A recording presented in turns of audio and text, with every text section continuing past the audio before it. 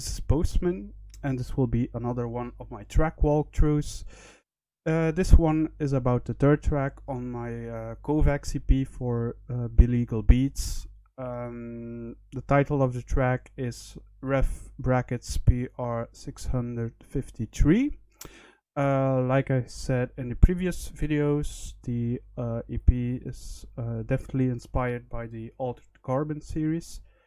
In this series, people have know the technology. They have a cortical stack inserted in between their cervicals, which serves as a backup of their consciousness, of their personality. The data that is on that cortical stack is called a DHF. And people with religious believing can have a religious coding on it. So if those person would physically die, their sleeve or their body would perish, they wouldn't be able to be spun up back alive, or albeit being it into another body or in virtual reality. So that also means that murder victims or people, important witnesses with religious coding wouldn't be able to testimony or to be interrogated after their sleeve death. And obviously that was really popular with the neo-Christians in the Altered Carbon series. But also, like the plot of the first season mentioned, it was also used by high-ranking criminals to cover up murders of people who know too much, like the bill, the Proposition 653, that would allow people with religious coding to be revived, was held down by important people called Mets, who have very long lifespans because they can afford it, to be neglected. So they would pull people that know too much, give them the religious coding so they couldn't be spun back up, to prevent them from telling important information or wouldn't be describe their witnessing. So that's about it for the mindsets or background idea of the track. It's more of a monolithic track actually, and songwriting wise it's kind of simple. Most of the song is derived. I want to get the project file in here. Yeah, most of the melody line is actually coming from this MIDI loop, this kind of chord progression, but it's divided among different elements and split it and somewhat altered. So harmonically wise, melodically wise, the track isn't that diverse, but because it's just distributed amongst several synths with each their own timbres, it gives an easy way of cohesion, but also enough variation. It's something I quite use a lot. I like to refer it as actually subtracting a songwriting. You have that one main idea, you actually divide amongst several elements. I'm not always the best melody writer, and that kind of helps me a lot to still give it some interesting feel to it. Okay, let's get on to the track. So like always, different buses, sidechain drums, tonal elements and effects. The drums are quite simple. The whole song from the drop on is actually being carried on by this heartbeat like a rhythm made by the kicks.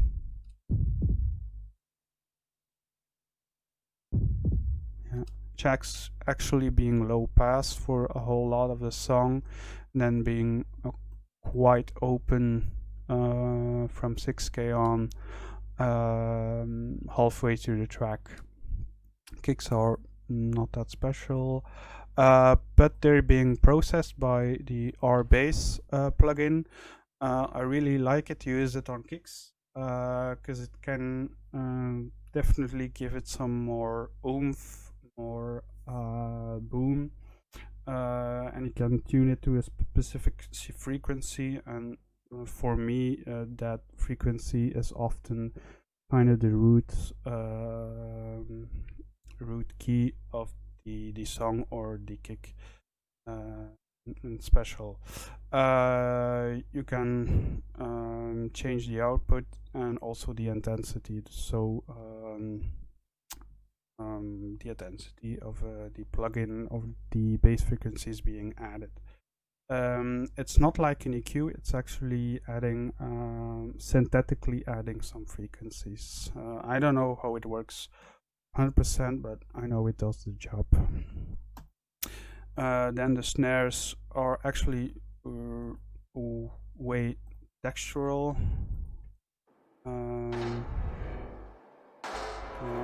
Almost industrial like sounding. That layer doesn't even really sound like a snare, but it actually takes up the place of a snare, so I grouped it into the snare bass. And there's this loop that goes almost through the whole track.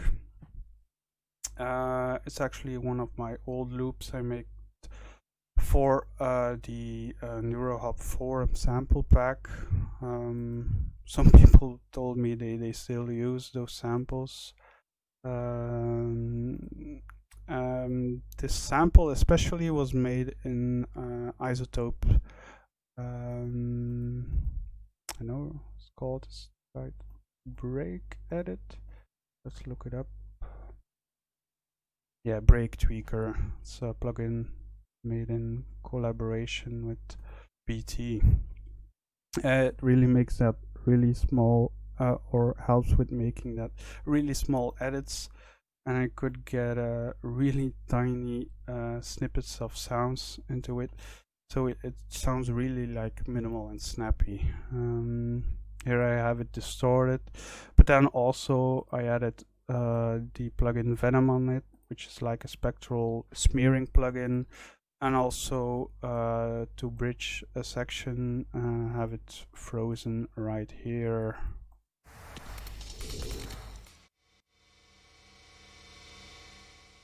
Just to push out more texture into it. Then we got the tops, which are processed in various ways. They're adding again more texture to it. Especially this layer sounds like quite alien, like creature-like, like I don't know, mouth sounds, guttural sounds coming out of an alien creature. Thought it kind of sounded cool, like little demons that you could maybe find in the afterlife when you're stuck in your cortical stack. Okay, then there's some delay modulation going on here. Yeah, it really sounds really crazy, and it helps transition this part. And so on this layer there's suits, which really helps taming the highs, especially on the 4K region. For me, in my opinion, the region from 3.5K till 6.5K can really be harsh. It's also quite often the range where DSs work. You've got like the T sounds and S sounds can sound really sharp when amped, and are not quite that pleasant for the human ear, but it's also a bit of the frequency bands that or ears, or actually, or oral cortex, if you want to call that, really pays attention to. So those highs really pop up into our hearing. Okay, enough for the drums. Tonal elements, like I said, mostly variation on this MIDI chord or MIDI chord progression. So I put it through several plugins and processed them differently, and mostly even resampled them and then altered them further. So there's like delay and pitch bands, like here, or here spectral freezing, which is then further being processed by a Max for Live device called Pitch Hack. It's available in the creative extension pack, which is free for Ableton Live users. It kind of pitch bends or pitch shifts the incoming audio in an old school way, so you can and different takes the incoming signal and divides it up in a rate you can choose, and then pitches that down, almost like if you would pitch up or pitch the sample up by using the transient beats warp mode in the sample section. Then we also have, I think the main serum. I don't know where. Here. That's actually the serum patch where it all started. So it's like a really tiny, plucky synth.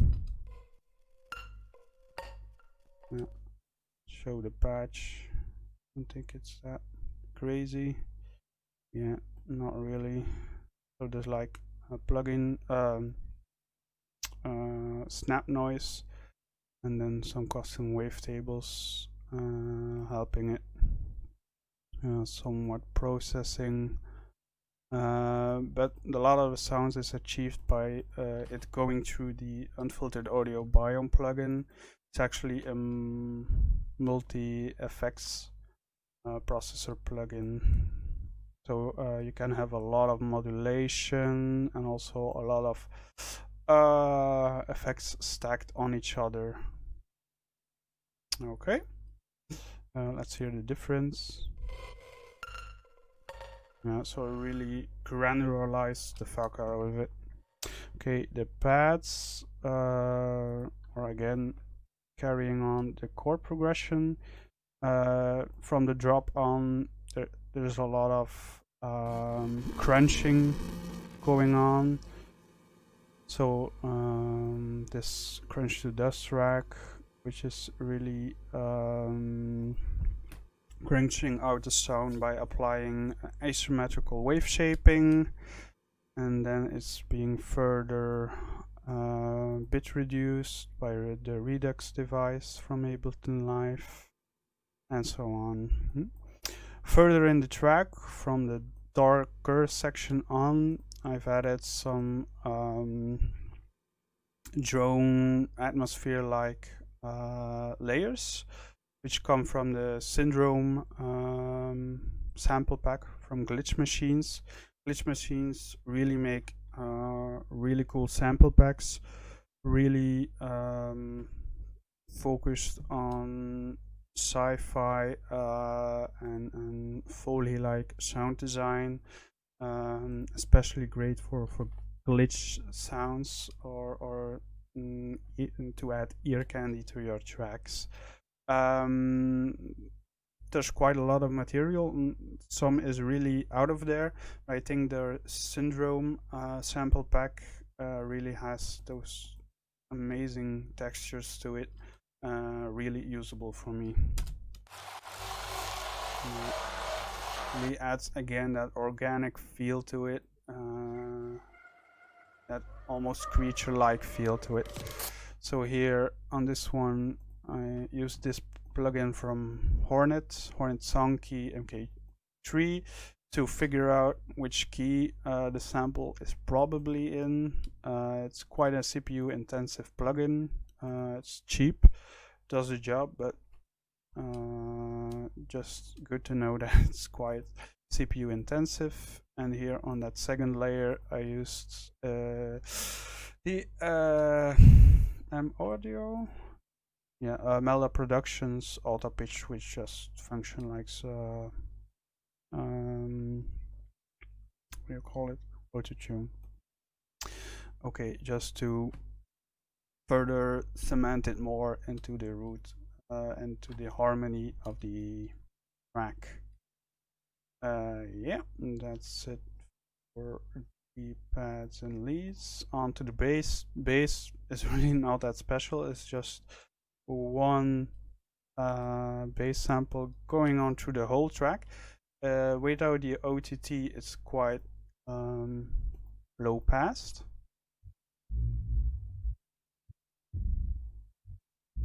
Yeah, it's quite textural. So there is some texture to it. So to bring those high somewhat further more up, I've added some OTT just to make those higher frequencies more audible, and even adding some cool artifacts to it. Okay, OTT can really definitely be extreme, but it also, for me, kind of functions as a wave shaping tool, a distortion tool. So compression can definitely act as saturation or distortion, adding character, actually transforming the wave shape of the signal, but it's just time based, which makes it sound different from a normal distortion or saturation or even fuzz. OTT is just so extreme that the alteration of the sounds definitely is more audible. No sub on this one because the bass is already helping with filling out the lower frequencies, as does the kick. I don't think there's not even side chaining going on, because the bass and the kicks are not active at the same time, which also can be a clever songwriting trick and helps with the mix down. Want to avoid side chaining, that is. And then the FX is helping with transitions, but also adding textures, of course, and giving it some more ear candy, helping it with detail in the track. Okay, that's it for the track. Hope you learned something from it. If you like the video, please leave a like, consider to subscribe, and I hope to catch you next time.